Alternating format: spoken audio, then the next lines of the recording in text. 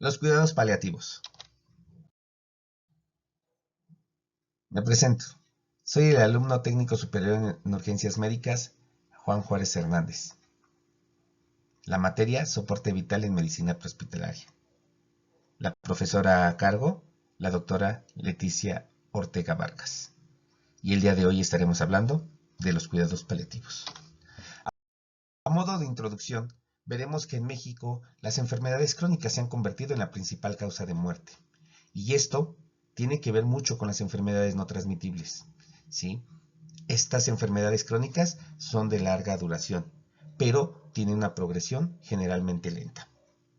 Lo vamos a dividir en 4 grupos principales: enfermedades cardiovasculares, cáncer, enfermedades respiratorias crónicas y enfermedades metabólicas. En la primera, podemos poner, por ejemplo, el infarto agudo del miocardio y el accidente cerebral vascular. En el segundo, los dos casos que vamos a tomar el día de hoy, como lo es el cáncer de pulmón y la leucemia. Las enfermedades respiratorias podemos poner, por ejemplo, lo que es el EPOC y el asma. Y en las enfermedades metabólicas, que son las que más conocemos, la diabetes o la insuficiencia renal crónica. Hablando específicamente del cáncer, es la segunda causa de muerte. Y uno de los principales factores que llevan al cáncer es el tabaquismo. Es tan triste ver que es una de las enfermedades que causa mayores muertes y que en cada semáforo, al menos aquí en la Ciudad de México, encuentras quien llegue a vender cigarros sueltos. Es interesante. Es interesante también ver que a muy corta edad los niños quieren encajar en la sociedad volviéndose fumadores activos. ¿Cuáles son los factores de riesgo? Algo que nos repiten y nos repiten en la televisión, en la radio, en las consultas, ¿sí? Una elevación del índice de masa corporal, una reducción en el consumo de frutas y verduras, pero aquí sí sería importante recalcar que en ocasiones esta disminución del consumo es principalmente por los costos que tienen, ¿no? Preferimos los alimentos procesados porque son más baratos a la ingesta de frutas y verduras. Esto aunado al sedentarismo, esta falta de actividad física que no tenemos debido a los medios electrónicos, estar demasiado tiempo en el celular, en los videojuegos, en la televisión, consumo del tabaco, consumo del alcohol, son factores de riesgo.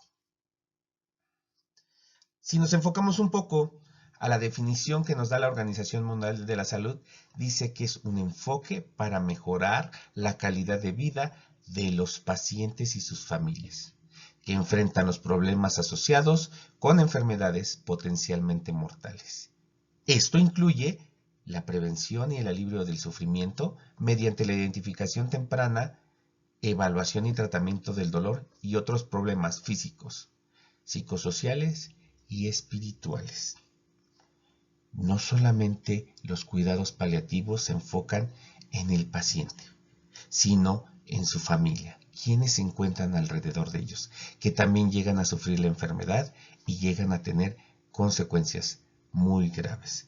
Todo esto debido a una fortaleza psicológica, física y también espiritual. Aunque en esta parte espiritual podemos hacer un pequeño paréntesis cuando nuestro paciente es pequeño, cuando es un paciente pediátrico. ¿Por qué? Porque ellos todavía no tienen esta conciencia espiritual tan arraigada como lo tenemos los adultos. Y una pregunta que al final de cuentas es la que nos debe de aquejar a nosotros como profesionales de la salud. ¿Qué utilidad médica tiene? La utilidad médica que va a tener es aliviar los síntomas y mejorar la calidad de vida de los pacientes. No olvidemos que una de nuestras premisas dentro de la atención médica, enfermería, prehospitalario y todos los que estamos en el área de la salud es primum non nocere.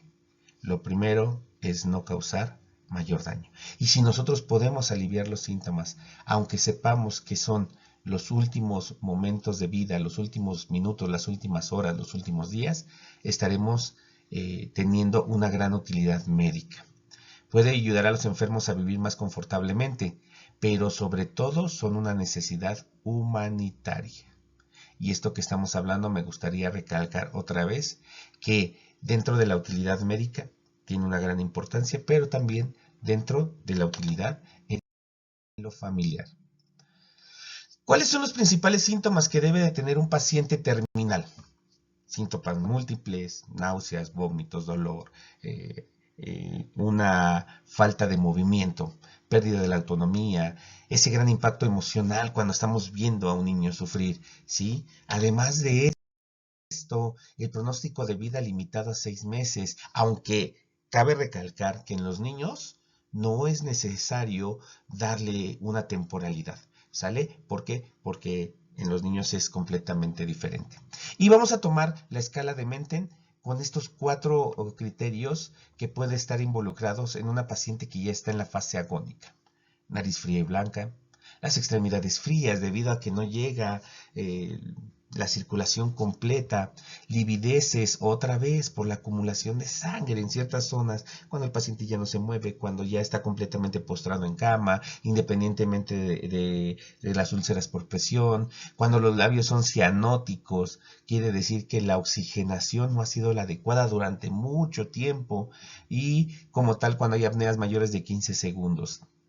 Todos estos factores en la fase agónica nos va a determinar que un paciente está en etapa terminal. Y otra vez vuelve a salir aquí. ¿Cómo participa la familia en la atención de los cuidados paliativos? Pues creo que son la pieza fundamental. Son los que van a hacer que nuestro paciente acepte como tal este tipo de cuidados paliativos o inclusive también los rechace. La familia se convierte en una pieza principal en la atención de los cuidados paliativos. Nosotros, como profesionales de la salud, solamente vamos a llegar y vamos a ayudar un poco, pero quienes se quedan las 24 horas y los días que estén nuestros pacientes son los familiares. Por eso también debemos de estimular a la familia para que no se den por vencidos y también tenemos que ayudar. Dentro del sector salud vamos a encontrar un esquema que se maneja para formar los equipos de manejo de pacientes en el domicilio. Y es importante señalar que tiene como prioridad que los equipos médicos brinden la atención en el domicilio del paciente terminal. ¿Sí? ¿A través de qué? De una evaluación continua, un diagnóstico continuo y darle un seguimiento.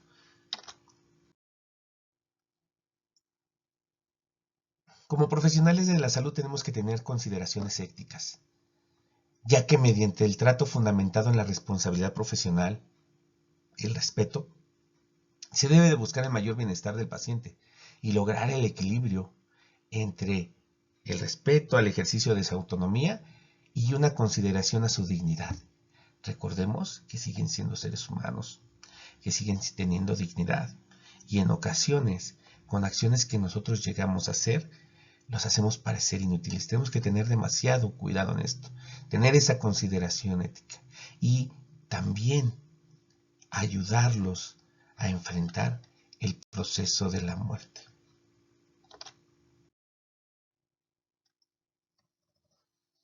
Vamos a hablar ya específicamente de los cuidados paliativos en el cáncer pulmonar. ¿Qué es el cáncer pulmonar? Es un tipo de cáncer que se forma en los tejidos del pulmón y generalmente en las células que recubren los conductos del aire. Por lo tanto, ya no permiten ese proceso del intercambio adecuado de oxígeno y de dióxido de carbono. Esta es la causa de muerte tanto en hombres como mujeres y es principalmente en adultos. Hay otros factores que lo van a encadenar, pero en este nos enfocamos principalmente en los pacientes adultos o geriátricos. Los síntomas del cáncer de pulmón pueden incluir el dolor o molestias de pecho, tos que no desaparece o empeora con el tiempo, tos con sangre, problemas para respirar, sibilancia, ronquera, pérdida de apetito, pérdida de peso sin causa aparente, sentirse muy cansado, problemas para tragar, hinchazón en la cara o en las venas del cuello. ¿Sí? Es importante también que le expliquemos el origen de los síntomas y determinar con el enfermo y la familia cuáles son los objetivos o expectativas que tenemos del tratamiento. Podemos ayudar con fisioterapia, terapia ocupacional, con psicoterapia. Y en este hago un paréntesis especial porque dentro de la psicoterapia también va a ser importante conocer la tanatología. La tanatología va a formar un punto muy, muy importante dentro de la aceptación de una enfermedad que sabemos que nos va a conducir a la muerte. Estos pacientes normalmente prefieren estar postrados en cama, pero también se puede buscar un acondicionamiento físico, fomentar los ciclos de sueño, de vigilia adecuados y ya específicamente en los métodos farmacológicos hay que buscar esteroides, hay que buscar analgésicos para poder ayudar en el alivio del dolor y de todos los síntomas que presente este paciente. Ahora nos vamos al otro extremo, específicamente en una enfermedad que aqueja más a los niños. No es excepcional, también puede pasar en adultos, pero la leucemia linfoblástica aguda es un cáncer de crecimiento rápido. Se presenta cuando la médula ósea produce una gran cantidad de linfoblastos inmaduros y entonces forma algo canceroso o unos linfocitos cancerosos, ¿sale? Y esto no va a permitir un desarrollo adecuado, ¿ok? En la leucemia linfoblástica aguda, los linfoblastos anormales crecen rápidamente y reemplazan a las células normales. Las células normales son reemplazadas por ese cáncer, ¿sale? Entonces, esto evita que las células sanguíneas se reproduzcan. Por eso se da principalmente en los huesos, donde tenemos como tal la hematopoiesis. Y entonces, todo esto presentan síntomas potencialmente mortales y bajan los hemogramas normales. ¿Cuáles son los factores que pueden tener o quienes pueden desarrollar la leucemia? Ciertos problemas cromosomáticos, cuando hay una exposición a la radiación, cuando hay tratamiento pasado con fármacos quimioterapéuticos, recibir un trasplante de médula ósea, toxinas como el benceno, ¿sí? ¿Cuáles aumentan el riesgo para padecer la leucemia linfoblástica aguda? Los pacientes que tienen síndrome de Down u otros trastornos genéticos. Cuando se tiene un hermano o una hermana con leucemia, ¿sí? Y es importante recalcar, como lo decía al principio, que este tipo de cáncer afecta generalmente a niños entre 3 y 7 años, aunque también puede llegar a presentarse en adultos. ¿Qué síntomas presenta la leucemia linfoblástica aguda?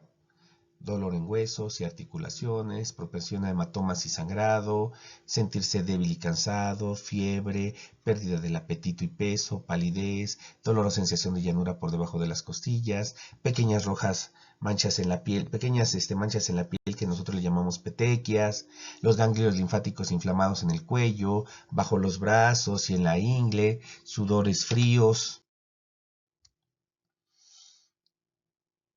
Y lo más interesante de todo esto, ¿cuáles son los cuidados paliativos para los niños? Ya que esto se forma una especialidad en sí, aunque están estrechamente relacionados con la asistencia paliativa como los adultos. Consiste en el cuidado total activo del cuerpo, la mente y el espíritu del niño, y en la presentación del apoyo familiar. Recalco aquí algo, cómo es importante la familia dentro de estos pacientes, ¿sí? Desde que diagnostican a un paciente pediátrico con una enfermedad como esta, el apoyo de los familiares va a ser demasiado grande. Pero otra vez recalco, los familiares también necesitan ayuda. En conclusión, los cuidados paliativos son un derecho que todo ser humano tiene. Dichos cuidados son de responsabilidad compartida desde el paciente, los familiares, los servicios médicos, la salud pública, el gobierno, etc. no pasando por alto el apoyo psicológico, en especial de la rama de la tanatología. Menciono la tanatología porque de verdad que es una parte muy fundamental para poder desarrollar los cuidados paliativos. Espero que esta pequeña plática sirva de apoyo para muchos pacientes, para muchos familiares y para muchos compañeros. Por su atención. Muchas gracias.